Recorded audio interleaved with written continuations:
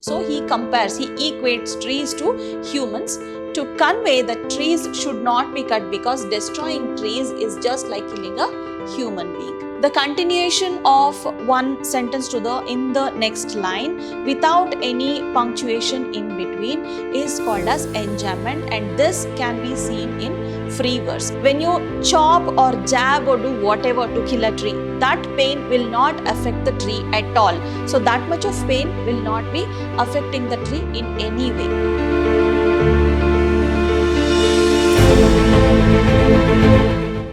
Hello everyone, I am Dr. Shalini, Professor of English, Vidhyaashram First Grade College, the Temple of Excellence, MYSURU. Today we are here to discuss about one of the poems prescribed by University of Mysore for first sem B.B.A. Today we are going to discuss about On Killing a Tree, that is written by Gieve Patel.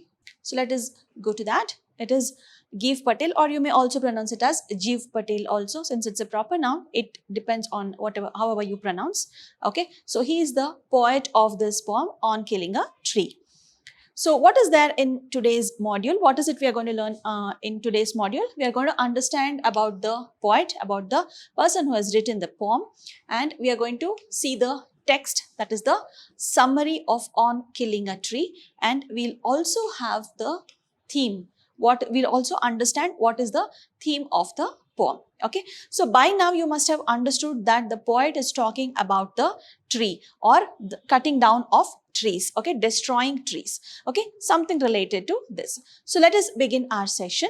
We'll now talk about the poet who has written this poem. So he is Gieve Patel. He is one of the poets who was pro-environmentalist. Okay, so he was one of those people who always wrote on this Go Green movement, the poems and all. Okay, so he was not only a poet, a playwright, but he was also a physician. He was also a doctor by profession. He also had deep concerns towards nature, and he opposed the cruelty towards the nature. Okay, so his famous works include these things: How Do You Withstand, Body, Mirroring also. So his most famous plays include only three, that is Princess Savaska and Mr. Behram.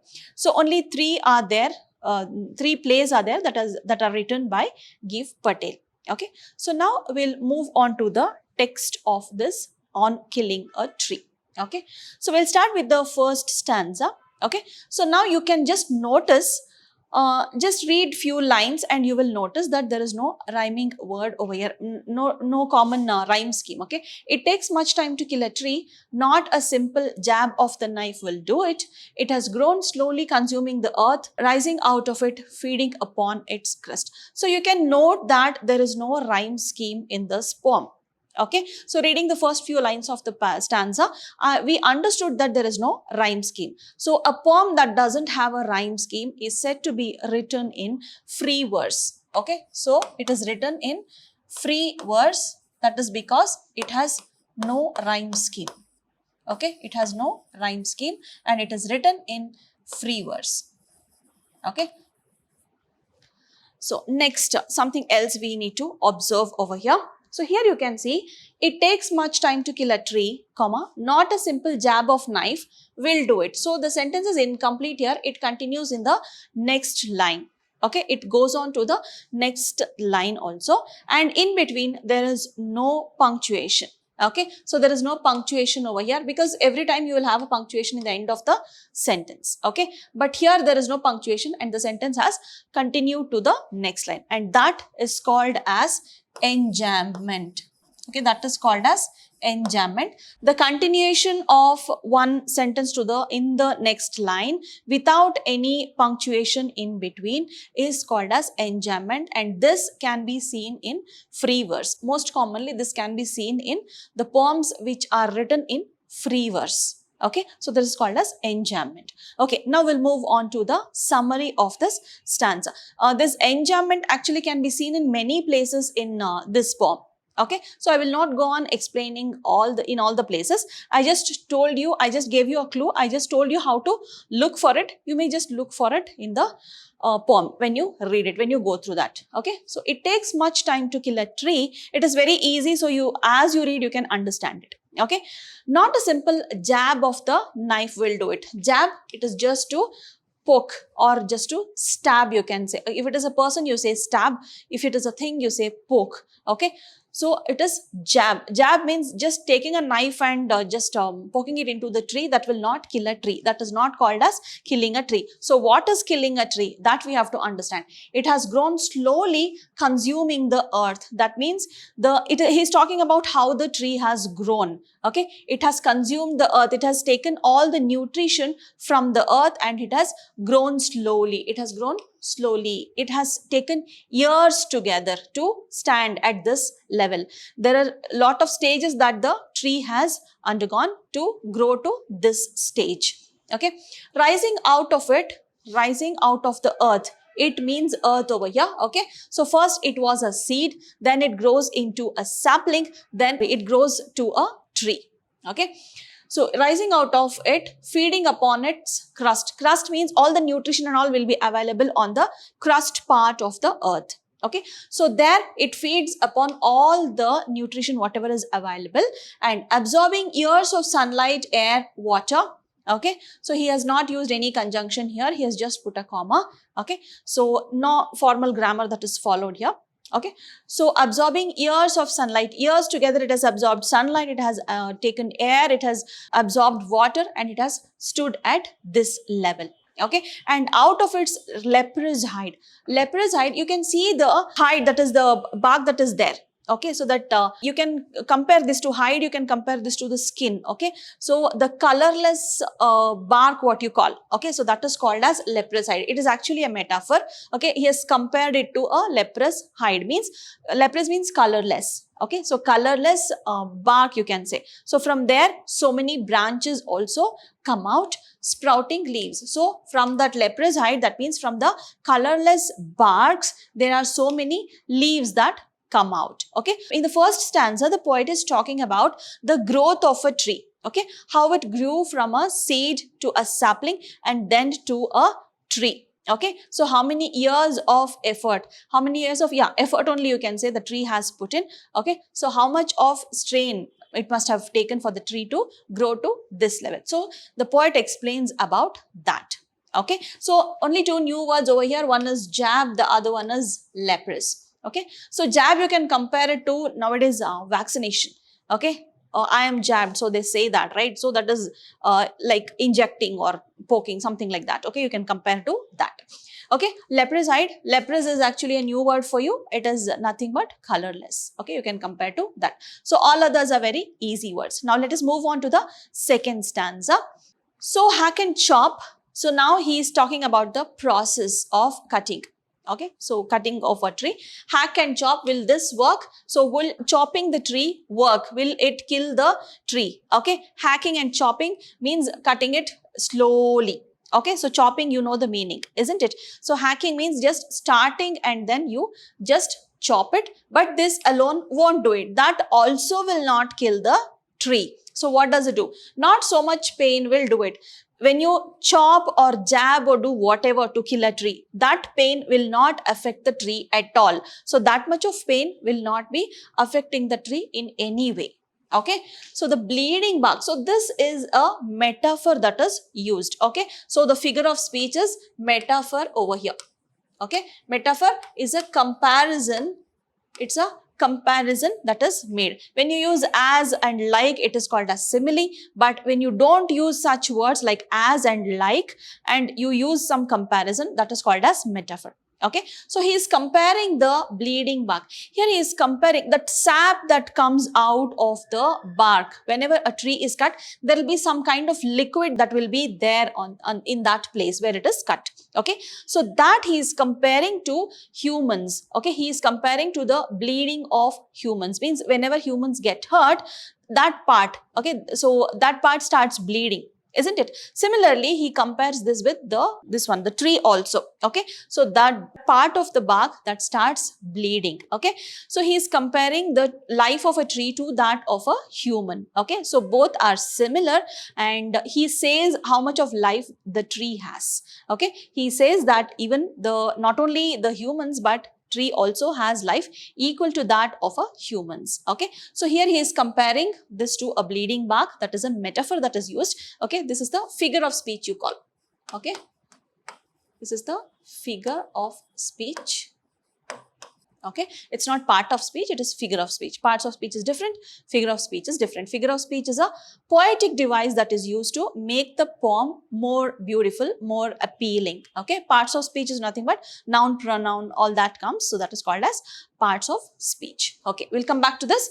And from close to the ground, so he is talking about the tree that is already cut. Okay, even if you cut a tree close to the ground, from there also will rise curled green twigs. From there also the leaves can start coming out. Okay, so that is also possible.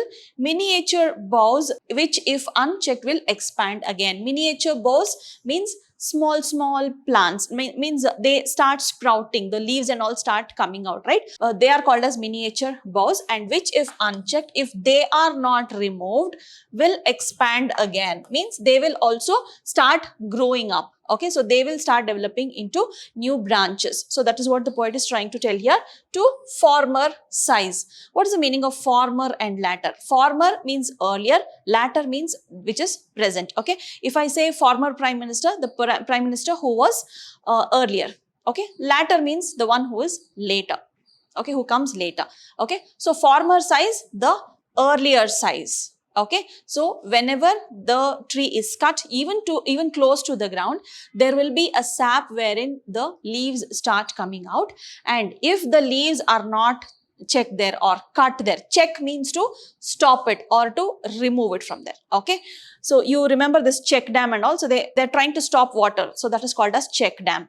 Okay, so that is the meaning of check. And when unchecked, if these leaves are let to grow like this only, then they also will grow to the former size, means earlier size whatever was there, to that extent they will start growing.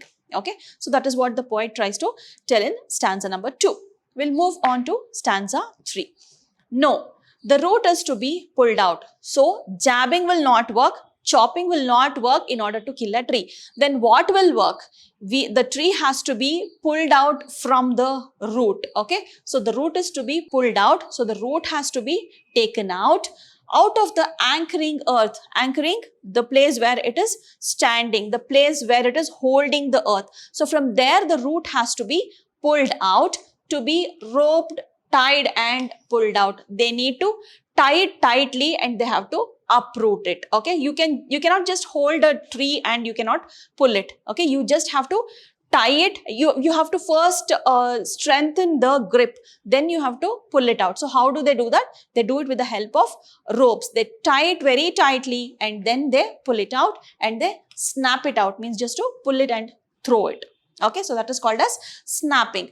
Or pulled out entirely, means there should be no root left under the earth at all. Completely it has to be removed out from the earth cave. That means even if it is possible to dig the earth and just like you can imagine that bulldozers and all, okay, so that they just carve the earth and they along with the mud they take it out. Okay, so that has to be pulled out in that way. That is what the poet is telling.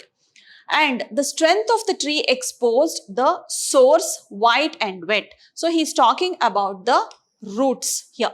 Okay, so the source has to be cut. Okay, it is not that you have to chop the tree and remove it, that will die. No, the source has to be cut. For that, it has to be removed. It has to be separated from the earth with which it is holding, or from where it is taking the nutrition. Okay, so that has to be done. The most sensitive, hidden, he is talking about the roots over here. Okay, root is the most sensitive part and it was hidden under the earth for years.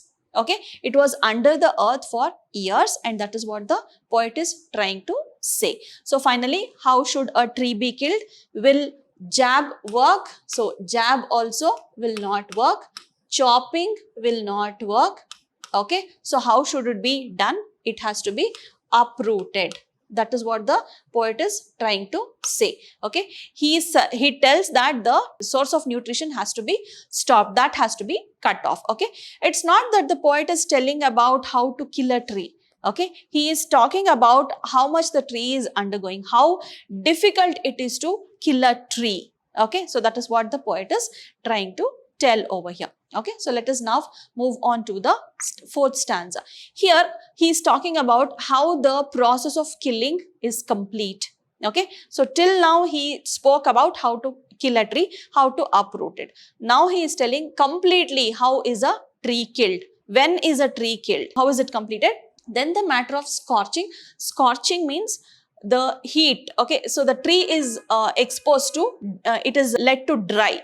Okay, scorching means under the sun's heat it has to be let to dry. Okay, so scorching, heat, and choking. Choking means slowly all the water content will be removed. So that is called as choking in sun and air. Okay, so it has to be exposed to the weather. Okay, so tree when it is there, like the roots, if at all they are there under the ground, even if it is there under the sun or if it is exposed to air, okay, the tree doesn't die because it is anchored there to the ground and it takes all the nutrition. But here it is different. The root is separated. The nutrition is cut off now and it is allowed to dry under the sun. It is exposed to air.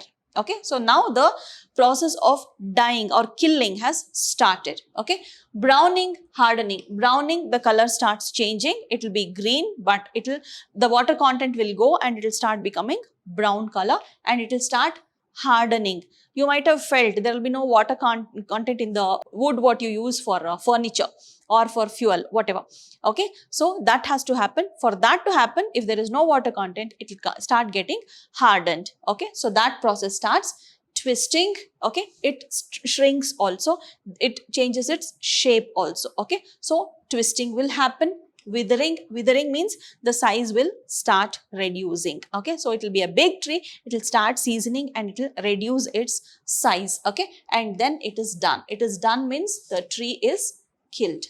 Okay, so this is the final stage, how the tree is killed.